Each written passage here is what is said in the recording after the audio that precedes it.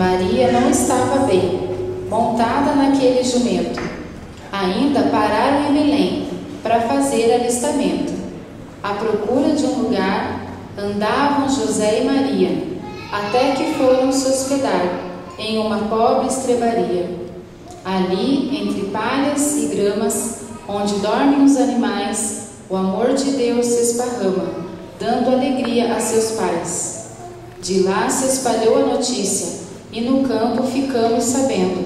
Um grupo de anjos contou: nasceu Jesus, o Nazareno.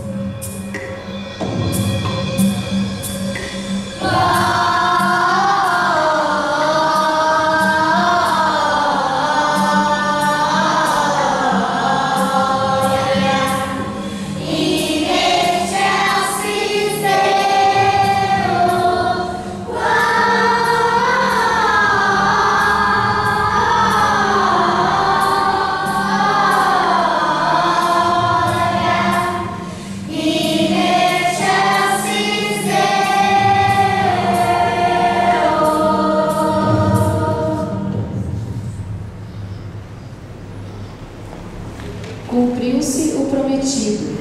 Em Belém Jesus nasceu. Em todo o mundo é sabido, para a glória santa de Deus. Confirmou-se a profecia. O mundo conhece a luz. Numa manjedoura macia, dorme o menino Jesus. Neste dia a natureza, encontra a harmonia, revelou sua beleza, com prazer e alegria.